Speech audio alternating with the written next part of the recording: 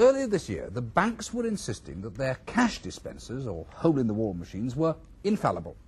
But nearly 40% of the most serious complaints that come before the banking ombudsman now concern cash dispensers. And a significant number of these complaints involve people who claim that money has disappeared from their accounts even though they haven't withdrawn it. Jerry Timmins has been investigating whether criminals can steal money from people's bank accounts using cash dispenser machines. Here's his report.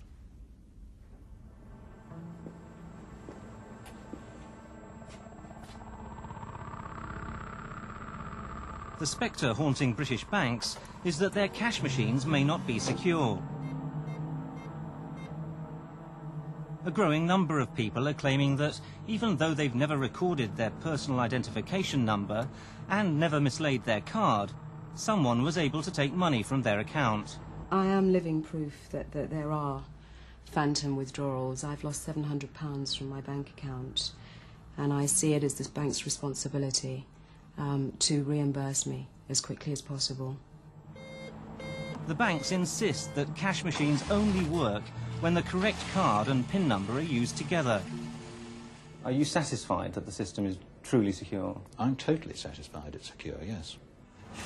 But there's growing evidence that the bank security is not as tight as they claim. The bankers say that the system is infallible, but then they would, wouldn't they? I don't believe it because I know of over a dozen ways of ripping off the ATM system. The banks insist that their automated teller machines, or ATMs, are secure. To get money out, you need a cash card and your own personal identification number, or PIN. But Newsnight has found that it is possible to withdraw money from an account without ever possessing the correct card. That discovery has added new credibility to the claims of those who say they've been the victims of phantom withdrawals. Coral Paisley has spent 2 years trying to persuade Barclays Bank that she has been the victim of phantom withdrawals. Between the 8th of April and the 8th of May 1990, 7 £100 withdrawals were made from her account in Muswell Hill, North London. She noticed that something was wrong because £100 was not an amount she normally withdrew, and the money was being taken very late at night, when she was normally in bed. I quickly telephoned the bank and asked them what was going on, and she said that she had another bank statement ready for me and started to read more £100 withdrawals. So then I really became quite horrified. Coral Paisley has pursued every avenue of complaint, including the banking ombudsman, who investigates complaints that have reached deadlock with the banks. Today, the positions of both the bank and the ombudsman are the same as when Barclays wrote to her on July the 19th, 1990. Then they said, "The evidence of the use of your card renders the consequent debits to the account your responsibility. It follows that if you did not use the card, another did so, being able to take, use and replace the card in conjunction with the PIN without your knowledge." Well, they're almost implying that possibly I can't be trusted, that I might have given my number to someone. Well, I am of sound mind, and I do know that I haven't given my number to anyone. And I know that no one has taken my card or my number, and so my money has gone, and as far as I'm concerned, it was in the hands of the bank, and I felt my money was safe. Coral Paisley is not alone. Dennis Wally, a solicitor in Liverpool, has received 400 letters from people in a similar position. He now plans a High Court action against the banks on behalf of 250 of his clients, including Coral Paisley. Very often, these customers think that their problem is unique. They go to the bank manager, who they trust, and he tells them that the system is foolproof and therefore it must be a member of the family. And these customers, in good faith, accept what the bank manager said, and they then go home and systematically question members of their family with catastrophic, devastating effects. The problem here is the system. The system is not, as the banks would have us believe, it's quite capable of corruption by even people with a small amount of technical knowledge. After a few photographs, move back inside to the branch for a celebratory drink. Thank you all very much indeed. But the banks are adamant that all is well.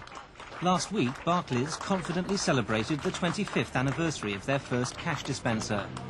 They admit that some £3 million were stolen last year from ATMs, but say that was the result of cards and pins being stolen. It isn't actually a serious problem. Now, I demonstrate that by the fact that there are 3 million cash withdrawals from our cash machines. There are 18,000 machines in this country. Every single day, 3 million cash withdrawals. But at the end of the complaints procedure, we have a banking ombudsman and a building societies ombudsman, and they get about 1 complaint each that they have to act on. So we have fewer than 1 complaint in every million transactions. You're telling customers that if they keep their PIN number secure and they keep their card secure, their money is safe? Their money is safe. We decided to test that claim. Our investigations began with a man currently serving a 3-year sentence for buying goods in shops with forged credit cards. When I visited him in prison, he admitted that he had also manufactured cash machine cards. He said he would talk to the banks on his release. Since the governor would not allow him to record an interview, he asked us to reproduce what he told us with the help of an actor. I used cards, which I reprogrammed, in ATM machines in England between the end of 1988 and mid-1989. There were lots of transactions. I can't remember the amount. When I needed cash, I used the machines. I didn't keep track of it. It was a lot of money, but I can't remember how much. This was the method the prisoner used. First, he joined queues of people waiting to use cash dispensers. By looking over their shoulder, he was able occasionally to observe PIN numbers as they were keyed in. He made a note of the time of each transaction and returned later to pick up discarded receipts. Printed on the receipts, he found account details and the time of day, enabling him to match up the pins to particular accounts. He then wrote the account details onto a genuine cash card, using electronic equipment that was freely available. Knowing these questions are being asked, and they've been ventilated recently in the media, we asked all our members what their practice was, and indeed whether it was possible to do very much with this information. Now, I haven't seen all the replies yet, but those from the major issuers say you can't actually do this because other defences that I'd rather not talk about have actually been put in place. So the bank's position is that it isn't possible to make cards using information from receipts. They're saying it's not possible at the moment, yes. To check whether or not it's still possible to break into an account using information from a receipt, Newsnight employed David Leeper, who runs an electronics firm. He had a magnetic stripe reader like the one our prisoner used to rewrite bank cards. We asked him and Ross Anderson, a computer expert at Cambridge University, to try an experiment for us. You've got the full account number there. That's right. Oh well, should be easy. We've also got a blank Barclay card here as well. Okay, what's the format on that after the account number? After the We've left out details needed to perpetrate the fraud. The first 6 digits are the... Newsnight gave our 2 experts a Barclay Bank card belonging to an account opened specially for this programme. First, they read the information contained on the card's magnetic strip. On the left-hand side, they found information relating to the account. On the right, they found other information relating to the card's expiry date. They copied all the information from the magnetic strip onto a blank white magnetic card, like those used to open electronic door locks. We then gave them a receipt from a separate Barclays account, which Newsnight had opened at the same time and at the same branch as the first account. It was this account we wanted to break into. Then they transferred some of the details from the receipt onto the white card. Right. So I'll put the card in now and we'll write it. And that's written it and verified it. Good. So... We made several white cards with the intention of using them to gain access to the account for which we had a receipt, using the correct PIN number, which could have been observed as it was keyed in. This is the card our 2 experts have programmed. Now remember, it's got an account number on it, taken from a receipt. If the system's secure, it shouldn't work. But let's try it.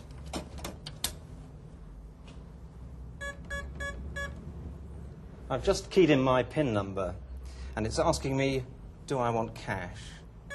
So yes, with an advice slip.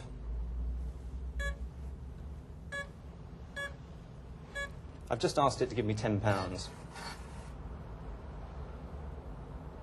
That seems to be working.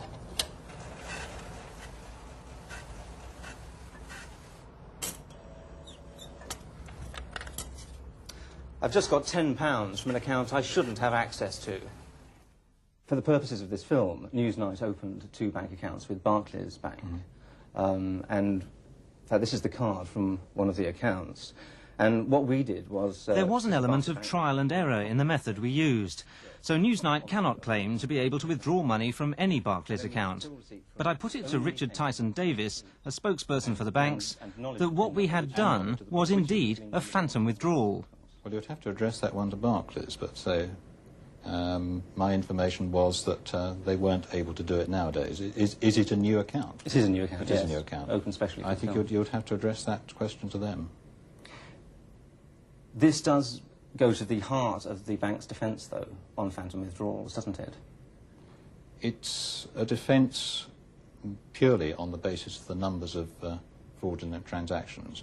You are using, as I said, a high degree of technology in order to get hold of details that make up the salient points of a magnetic stripe. As you say, we're using high technology, but we only used one piece of equipment for this, which is freely available over the counter. It costs between £300 and £3,000, depending on where you buy it.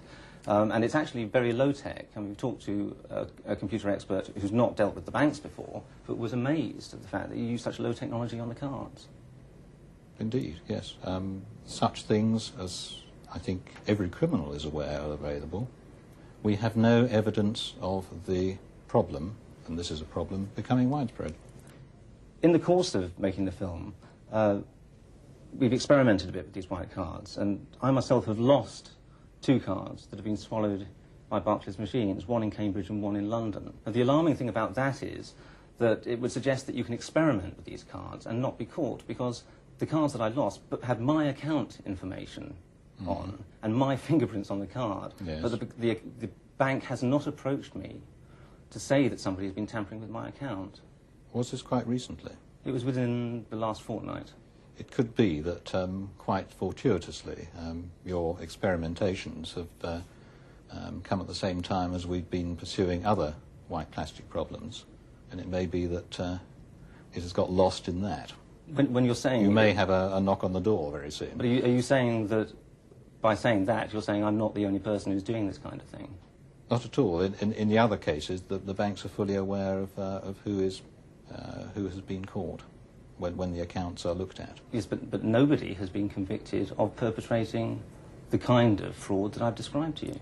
Yet. Is there a case pending? There's not a case pending, but no, Scotland Yard are pursuing inquiries at this moment.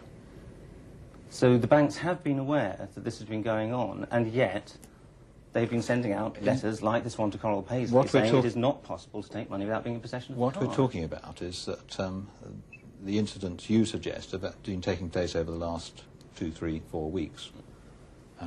This case goes back considerably longer. Yes, but the trouble is we've used information from our prisoner to perpetrate what we've done over the last couple of weeks. And if what he tells us is true, this was going on back in 1988. Well, maybe, but I say our evidence is that the incidence of phantoms as such is very small indeed. Do we have your assurance that you'll be pursuing Barclays to make sure that they look into this properly? I will certainly be pursuing them.